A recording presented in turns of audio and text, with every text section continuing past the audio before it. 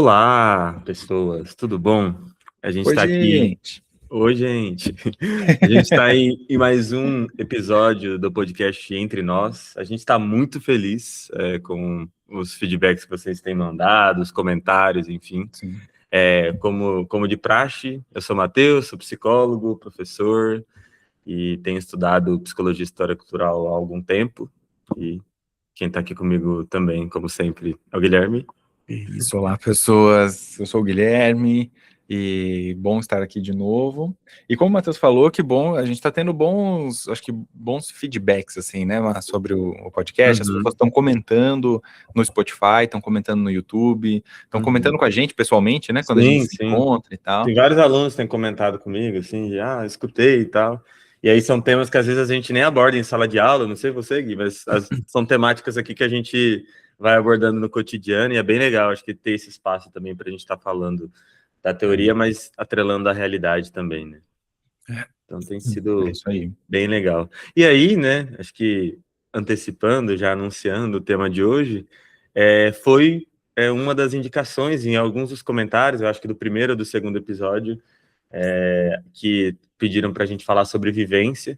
É um tema, é um tema complexo para falar disso na psicologia Bastante. histórica e cultural, Sim. mas eu acho que é um tema importante. Acho que não é porque é complexo que a gente não aborda, tá? Acho que é um conceito importante e que a gente vai conversar um pouco sobre isso aqui hoje e ler alguns trechos de um texto, fazer um mistério, né? Uma coisa que eu tenho achado legal é que eu tenho visto pessoas de outras áreas também comentando e ouvindo podcast, assim, porque eu acho que essa era uma preocupação nossa, né? O quanto que as coisas que a gente vai conversar vai ficar muito técnico, muito aprofundando e tal, que não é a proposta. Ou não, né? Ou vai ficar também muito superficial.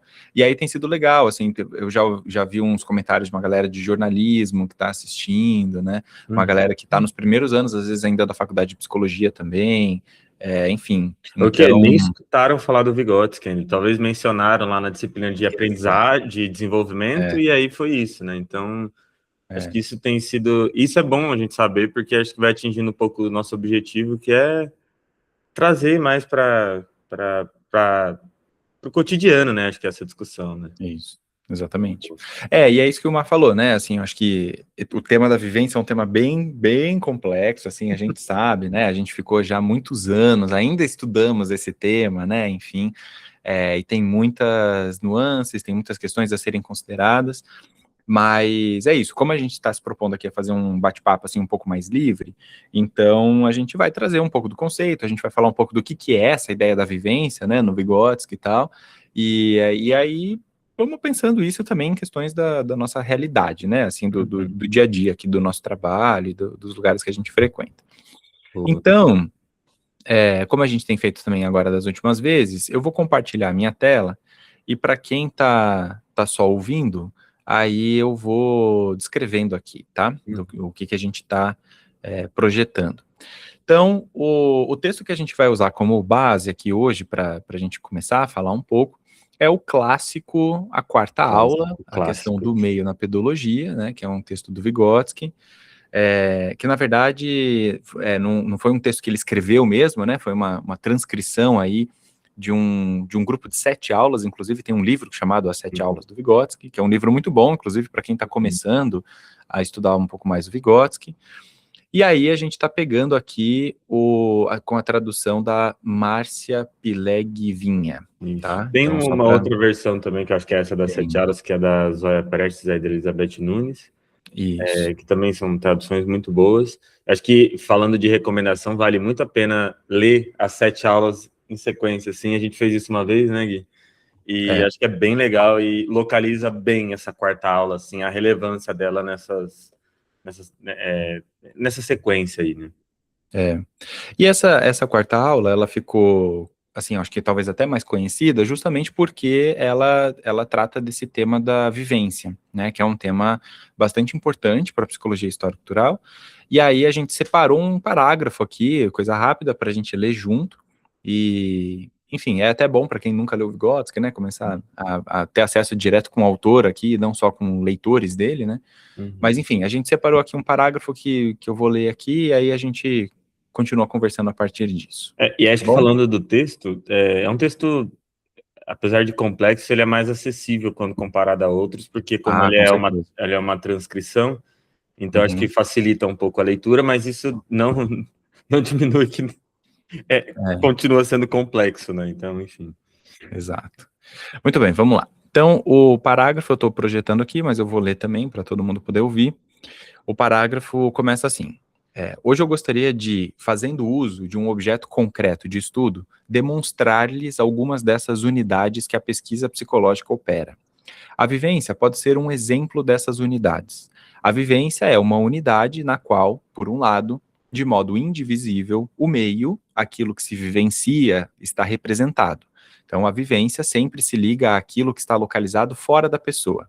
E, por outro lado, está representado como eu vivencio isso, ou seja, todas as particularidades da personalidade e todas as particularidades do meio são apresentadas na vivência. Tanto aquilo que é retirado do meio, todos os elementos que possuem relação com dada personalidade, como aquilo que é retirado da personalidade, todos os traços de seu caráter, traços constitutivos que possuem relação com dado acontecimento. Dessa forma, na vivência, nós sempre lidamos com a união indivisível das particularidades da personalidade e das particularidades da situação representada na vivência. Por isso, parece apropriado conduzir de maneira sistemática a análise do papel do meio no desenvolvimento da criança, conduzi-la do ponto de vista das vivências da criança, porque na vivência, como já coloquei, são levadas em conta todas as particularidades que participaram da determinação de sua atitude frente a uma dada situação. Por exemplo, será que todas as minhas peculiaridades constitutivas, dos mais diversos tipos, participam inteiramente e também em bases iguais de todas as situações? Claro que não. Em certa situação, algumas de minhas particularidades constitutivas desempenham um papel principal, em outras desempenham o papel principal, enquanto no primeiro caso, elas podem estar absolutamente ausentes. Para nós, é importante saber, não de maneira geral, quais são as peculiaridades da criança, mas é importante saber quais dessas peculiaridades constitutivas desempenharam um papel determinante para definir a atitude da criança frente a uma dada situação, enquanto, em outra situação, outras particularidades constitucionais desempenharam seu papel. Então, acho que o Vygotsky aqui nesse trecho já começa a apontar de uma maneira bem clara, né, que quando a gente está falando da vivência, a gente está falando dessa unidade entre pessoa, entre sujeito e meio. Então, acho que um ponto importante para a gente pensar na vivência, até para quem nunca ouviu falar desse termo, é que a vivência para o Vygotsky é uma experiência, ele vai definir assim, né, uma experiência acompanhada de forte cunho emocional. Então, a vivência é o sujeito que vivencia, mas ele vivencia uma determinada realidade, um determinado momento, né, uma determinada situação ali empírica, concreta que ele está atravessando. Essa vivência é absolutamente singular, porque diz respeito às particularidades constitutivas, como ele fala, né, da personalidade, de quem essa pessoa é e como ela se reconhece no mundo. Enfim, então acho que por isso que ela é um conceito tão importante para a gente, porque no fim ela vai definindo aqui, ela vai trazendo para a gente um olhar sobre como que essa pessoa vivencia essa realidade, que é onde a psicologia está totalmente imbricada aí, tentando pensar por que determinada situação pode afetar as pessoas de maneiras tão diferentes, né, Mar? Acho que é um pouco nesse sentido. Sim. E acho que pensar também quando o Vygotsky traz esse conceito, também ele ajuda a gente a entender essa posição dessa não separação entre o sujeito e meio, mas pensar enquanto unidade, né? Porque quando a gente vai pensando outras perspectivas da psicologia, e de um modo geral, como a gente vai compreendendo, acho que pensando em história da psicologia, o quanto que esse sujeito foi sendo separado desse contexto, né? E aí quando o Vygotsky traz isso, e aí pensar essas experiências, essas vivências, que elas não só vão ter esse cunho emocional, né, como a gente estava falando, mas também que elas vão ser determinantes, determinante não no sentido da palavra, né? Determinista, mas determinantes de ser importante para o desenvolvimento ali, né, do sujeito. E aí pensar o quanto que essas vivências carregadas de forte teor emocional, cunho emocional, elas também vão alterando ou mudando o curso do desenvolvimento desses sujeitos, né? E aí a gente pode falar tanto numa dimensão positiva quanto negativa, e achei interessante nesse trecho agora, que a gente estava falando um pouco antes aqui, o quanto que dá vontade de ler de novo, porque acho que o Vygotsky ele traz um ponto aí que é assim, que a depender do contexto, uma vivência vai ter maior papel do que outra, né? E aí de como esse sujeito vai se relacionando com a realidade, né? E que, enfim, aí a gente vai. Uma outra coisa que eu lembrei, Gui, que eu acho que tem esse termo vivência também, ele é bem. A tradução do termo é bem uma questão que sempre aparece, né? E aí, para quem não. Ou para quem está familiarizado, ou para quem não está, em alguns textos tem autores que optam, escolhem por manter o original do russo, né, que é Perizivani, porque talvez não teria uma tradução equivalente e tal, mas a gente escolhe falar como vivência, né, mas enfim, aí é mais termo de tradução do que qualquer outra coisa. Eu acho que tem uma coisa que é interessante da gente pensar nessa questão da vivência, que tem a ver, primeiro, com uma percepção de que, uma percepção não, acho que é mais uma defesa mesmo, né? Uma defesa de que o meio, não é que o meio influencia o sujeito. Acho que essa é uma coisa importante da gente diferenciar, né? E o sujeito influencia o meio por consequência. O meio constitui o sujeito, e o sujeito constitui o meio. Então, é importante a gente pensar isso porque, primeiro que a gente vai criar a unidade de que não é possível pensar meio sem sujeito e sujeito sem meio, uma vez que um constitui o outro.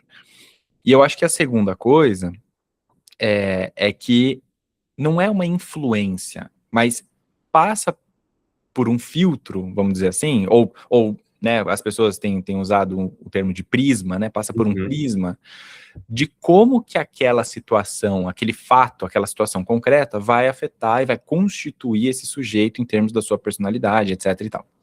E tem uma segunda coisa que eu acho que é bem interessante nesse trecho, que relendo agora, que também para mim fica bem claro, quando o Vygotsky fala disso, né? Quais são as particularidades, as peculiaridades da personalidade que estão presentes naquela situação? E é muito interessante isso, porque é isso, né? A situação, da maneira como ela acontece, ela não me afeta por um todo de maneira igual.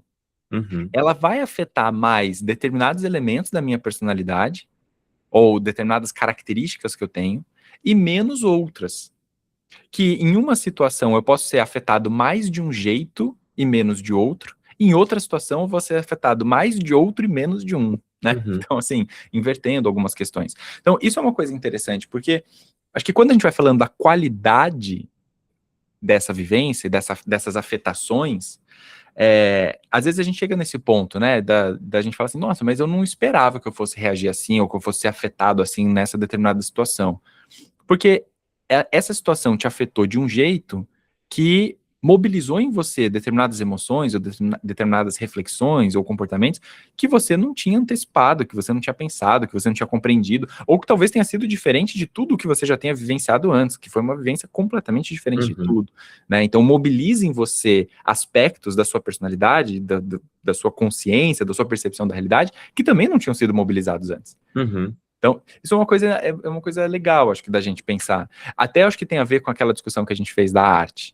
Sim, sim. O quanto que a vivência de uma determinada obra artística, e aí uma vivência estética, que o Vygotsky vai falar, numa determinada época e momento da nossa vida, nos afeta de um jeito e depois nos afeta de outro. Por que afeta de outro? Porque mobiliza em mim aspectos que estão em mim, emoções, pensamentos, percepções, sentimentos, etc., que são diferentes, né? Mobilizam esses elementos de maneira diferente, e que ao longo do curso da minha história também foram sendo constituídos de maneiras diferentes.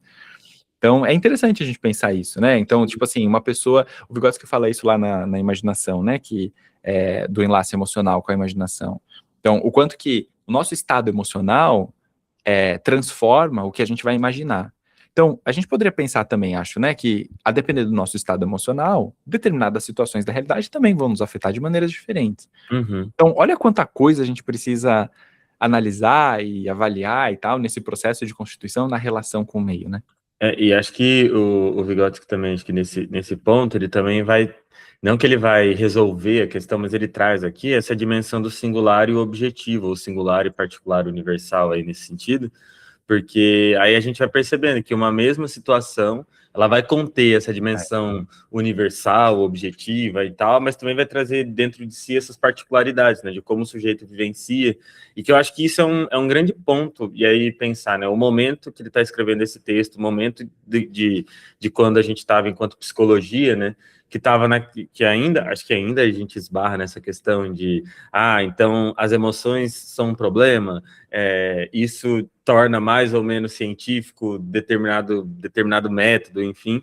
E quando o Vygotsky traz esse ponto, ele fala, olha, cada sujeito vai ter uma constituição, cada sujeito vai vivenciar uma experiência de determinada forma, e isso vai dizer de como ele vai viver outras experiências também, né? Então, acho que não é só uma questão analítica, porque senão a gente poderia cair numa uma outra coisa que eu fico pensando, né? E é um termo muito comum na psicologia, que é a ideia de trauma, né? Então, assim, a pessoa teve um trauma, e aí isso... então, pô, eu tenho trauma de, sei lá, de cachorro. E aí, então, isso é uma vivência e tal. E aí, sempre pensando nessa dimensão negativa. Então, teve uma vez com um cachorro, essa coisa. Mas quando a gente vai pensando nessa dimensão da vivência, enquanto ela vai sendo esse prisma para eu olhar para a realidade, e aí também não é só uma questão do fato que aconteceu, mas a dimensão emocional, o quanto que acho que vai ter naquela coisa de das vivências irem construindo outras vivências, que isso vai construindo a personalidade do sujeito. Que aí acho que isso até relaciona um pouco com o que depois o Leontiev vai falar sobre a constituição da personalidade, que ela se dá com base na atividade, né? E essa atividade do humano na realidade vai sendo, sei lá, orientada, direcionada por essas vivências, né? Então, os interesses... e aí eu fiquei pensando um pouco aí quando a gente estava lendo também, na dimensão que o Vygotsky fala da base afetivo-volitiva, que ele fala lá no Pensamento e Palavra.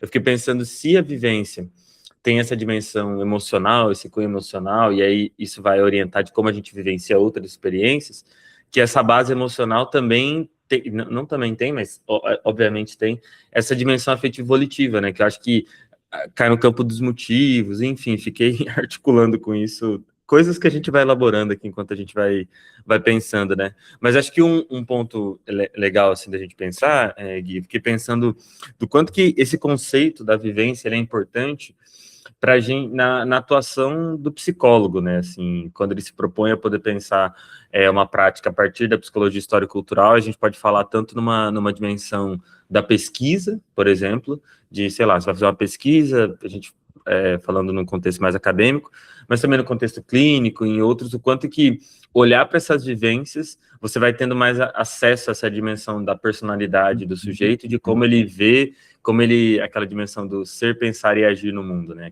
Aquela tríade do... sim. Enfim, acho que eu fiquei olhando para isso, assim, e da importância dessa apropriação da própria história também. E eu fiquei pensando nessa questão do trabalho da psicologia, né, que é um trabalho, em muitos momentos, investigativo, assim, né, da gente, de fato, entendendo as condições que a pessoa esteve inserida ao longo da vida dela, e como que esses elementos foram constituindo quem ela é. E, bem, essa semana agora a gente está terminando de escrever um capítulo, né, para um livro aí que a gente, né, que vai ser publicado. E ontem eu estava pensando um pouco sobre isso, porque, só dando um spoiler rápido, eu e o Matheus, a gente está escrevendo junto com outro colega, com a Aline, a gente está escrevendo um capítulo que a gente está falando sobre o uso da arte, especificamente sobre o slam, no trabalho com os adolescentes. E aí tem um trecho lá do capítulo que a gente estava mexendo, que eu estava mexendo essa semana, que estava escrito, né, que se apropriar do slam, ou se apropriar do, que foi o que eu fui colocando ali, né, se apropriar de maneira geral, de produções artísticas que estão presentes nas periferias ou que são historicamente marginalizadas, é compreender também, conforme a gente se apropria desses elementos, é compreender também, primeiro, compartilhar elementos culturais que estão presentes na vida desses adolescentes, dessas pessoas que moram nessas regiões, etc. e tal, e é a gente compreender também os processos de constituição subjetiva. Então, assim, o que eu tô querendo dizer? Que quanto mais a gente conhece sobre a cultura, de maneira geral, quanto mais a gente sabe sobre diferentes formas de expressão, seja da arte, seja da religião, seja da filosofia, etc., mais a gente está compreendendo, de fato, os elementos que constituem a personalidade ou a percepção das pessoas da realidade. Uhum. Então, isso faz do nosso trabalho um trabalho extremamente complexo e interminável, na verdade. Porque significa que quanto mais eu entender a realidade que a pessoa esteve inserida, quanto mais eu entender as experiências concretas que ela teve, quanto mais eu entender valores, né, valores morais, religião, né, tudo que foi compondo a história de vida dessa pessoa, mais eu vou entender quem ela é. Uhum. Mais eu vou entender de onde ela vem, mais eu vou entender por que ela enxerga o mundo do jeito que ela enxerga.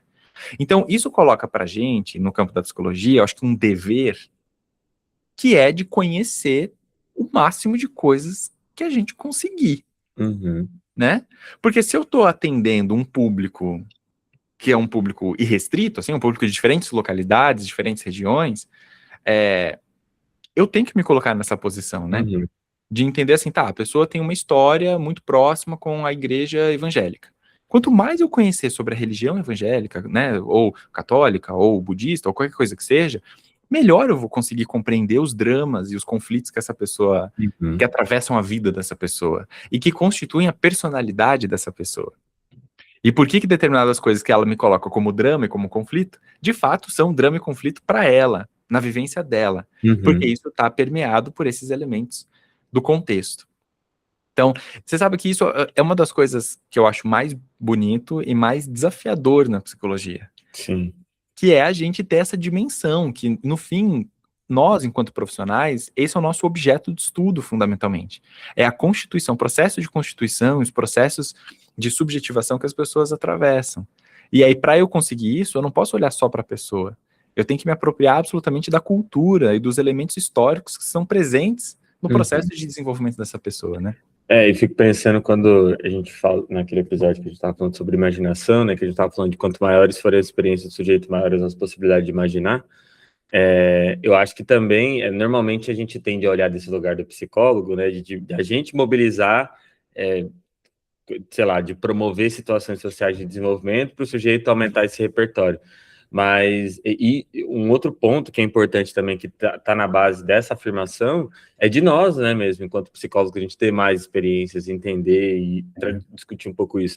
Ontem eu estava dando aula, e aí eu conversava sobre isso com os alunos, assim, porque a gente estava pensando um pouco sobre a prática psicológica, assim, aí dentro das 3 grandes áreas, né, então, saúde, educação e organizacional. E aí chegou um momento da aula que a gente estava falando sobre o fim da escala 6x1, a gente estava falando sobre o aumento do assédio no contexto do trabalho, a gente estava falando da precarização do trabalho docente. E aí a gente estava falando um pouco dessa questão, que não tem como a gente estar falando de uma psicologia aplicada sem falar dos problemas reais e concretos e objetivos, né? Então, quando você está ali atendendo, de um modo geral, a gente está atendendo a classe trabalhadora, é importante saber essas dinâmicas, as discussões, por exemplo, agora que a gente vê da escala, do fim da escala 6x1, questões políticas também, acho que entender esse espectro que a gente está cada vez mais complexificado no Brasil já há alguns anos, mas acho que de uns 13 anos para cá isso é muito mais. E eu acho que também de entender outras coisas, porque teve um dia que eu estava... eu não lembro que contexto, acho que foi em aula também que eu estava falando, sobre a importância do quanto que, acho que nesse processo de, por exemplo, atender pessoas, a gente aprende sobre muitas coisas também, né? Então, Muito, nossa, eu estava falando isso em aula, eu estava dando aula de História da Psicologia e estava falando um pouco disso, assim, de que, sei lá, aprendi sobre jogo, não sabia nada de jogo, atendendo pessoas para entender o sentido que aquilo tem, jogo, tanto de videogame quanto RPG e tal, e não é uma coisa que eu consumo, mas isso me ajuda, isso aumenta meu repertório, né? E aí... desculpa te interromper, mas só para não perder o ponto até da questão da escala lá, do 6x1 e tal, de também se posicionar politicamente em relação a isso, né? Porque a gente sabe o impacto que isso tem na subjetividade das pessoas, no processo de sofrimento, né? Então, a gente ficar no campo da psicologia só falando, não, a gente está restrito aqui só ao campo do tratamento, da intervenção, né, aqui, sei lá, de qualquer que seja, a gente perde a dimensão do que está causando aquele processo de adoecimento, né? Então, acho que tem isso também, né, do tipo assim, a psicologia vai se posicionar, né, enfim, da gente pensar, por exemplo, pelo fim da escala 6x1, ou contra a redução da maioridade penal, por exemplo, né, ou contra posições do machismo que aumentam violência contra as mulheres, né, enfim. Então, acho que é importante a gente entender que a psicologia tem um posicionamento também em relação a isso, porque na medida em que há condições concretas que aumentam a violência, ou que aumentam os processos de adoecimento, de aumento de incidência de transtorno psicológico nas pessoas, a psicologia tem que necessariamente fazer uma análise sobre isso, né? Não dá para a gente passar, enfim, né, neutro ou distante só dessas discussões. E que eu acho que é essa complexidade, né? A gente não dá para ficar cindindo o sujeito ali, olhando, vou olhar só para a dimensão psicológica. Se a gente está partindo da ideia, dessa afirmação da vivência, que a vivência é essa unidade inseparável, indivisível entre o meio e o sujeito, a gente tem que olhar para esse contexto. E é o que está constituindo esse contexto. São esses aspectos, né? Então, acho que a gente está falando desses temas, né? Do fim da escala 6x1, mas a gente pode falar de inúmeros outros. Quando você fala, por exemplo, do Islã, a discussão sobre violência policial nas periferias, a desigualdade social, a pobreza, e que são questões que constituem as experiências do sujeito e que, se você não estiver olhando para isso, ou não ter isso em perspectiva, eu diria que vai caminhando para um trabalho psicológico menos ético, né? Menos compromissado ali. E até eu falo ético nem no sentido ético geral, mas ético que rege a nossa profissão, né? Então, acho que... Você acha... Você é meio polêmico aqui. Tá, vamos lá. Qualquer coisa a gente corta essa parte. Você acha, não enquanto categoria, tá? Porque eu acho que enquanto categoria a gente se posiciona. Mas... pensando nos profissionais que a gente conhece, os profissionais de psicologia de maneira geral, você acha que as pessoas ainda fazem pouca análise das dimensões sociais, do contexto da sociedade, dessas pautas sociais, tipo, considerando a massa dos profissionais da psicologia, tá? De maneira geral, assim, não falando especificamente de nenhuma abordagem ou de pessoas específicas, de contextos específicos. Porque eu tenho um pouco dessa sensação, que às vezes ainda falta para os profissionais da psicologia maior engajamento em questões de lutas sociais, assim, sabe? De defender pautas, de se posicionar, de falar determinadas coisas e colocar isso de uma maneira aberta, claro, ao diálogo sempre, de uma maneira pedagógica para as pessoas, mas trazendo a contribuição da psicologia para discussão de pautas sociais. Eu sinto que às vezes a gente ainda fica muito restrito, a gente, né, enquanto profissionais da área e tal, a gente fica muito restrito ainda a uma análise meio individual, assim, dos impactos que aquilo tem no indivíduo, sabe? E não tanto uma discussão do tipo assim, olha, isso é uma discussão de saúde pública, isso é uma discussão de política e que a gente precisa pensar na melhor qualidade de vida para todo mundo, de uma maneira mais ampla, sei lá. Não sei qual é a impressão que você tem em relação a isso.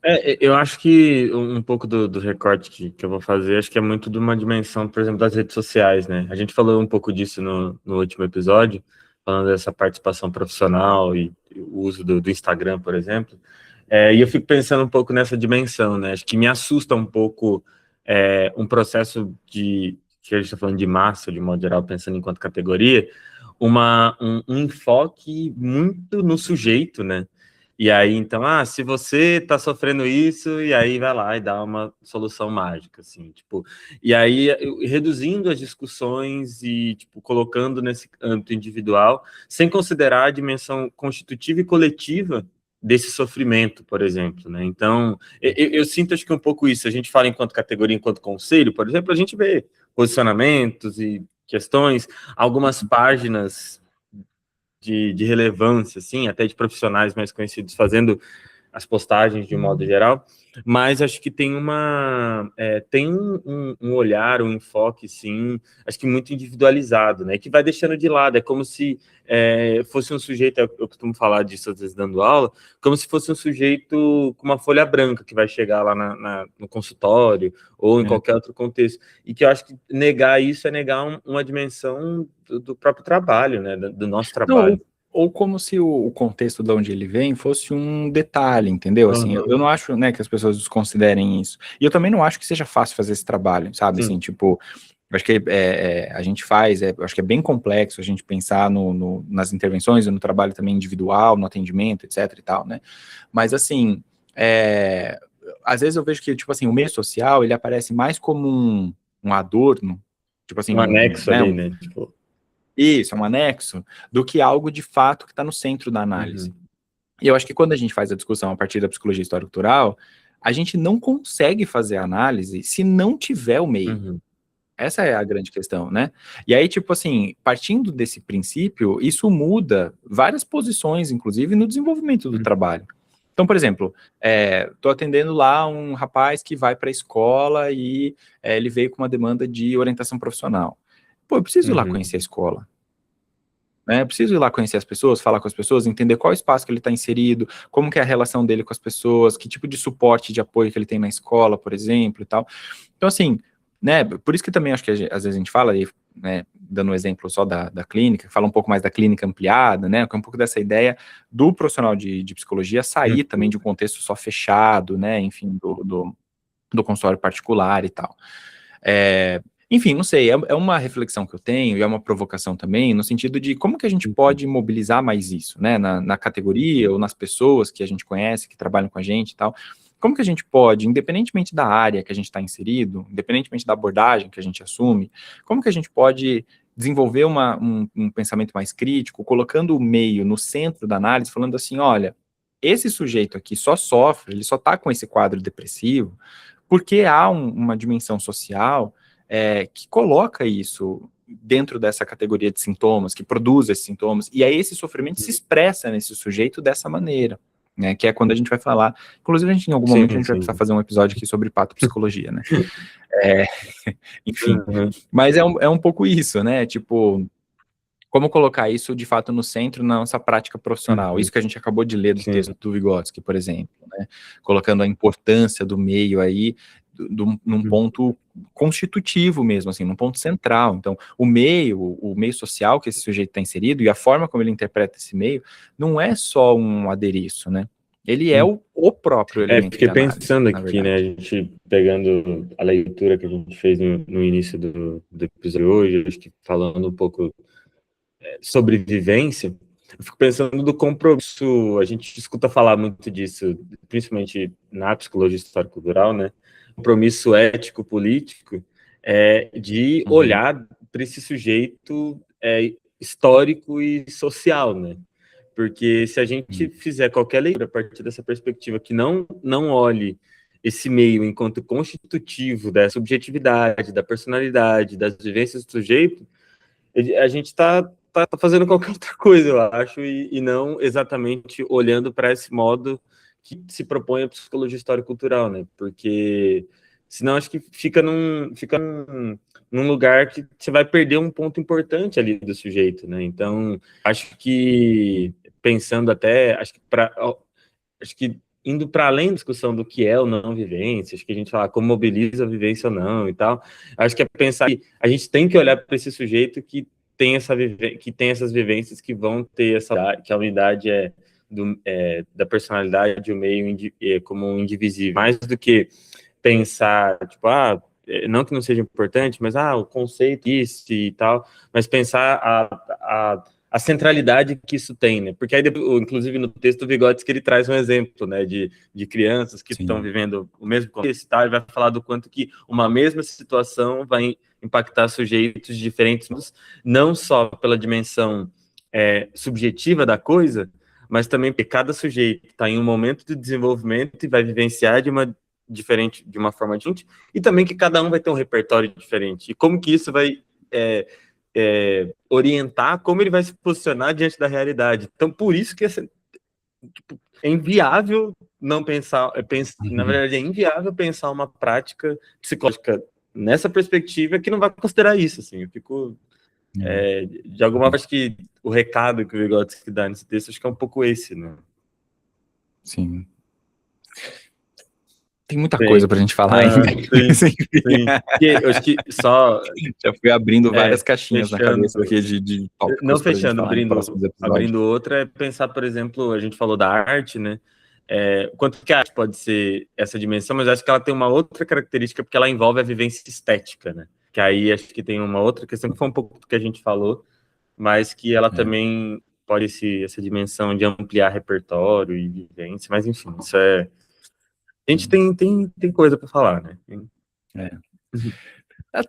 Assim, se você ficou com alguma dúvida ouvindo essa conversa, e eu espero que sim, talvez em algum momento, coloca nos comentários aí, perguntas, né, comentários, coisas que você tá pensando a partir do que a gente conversou aqui.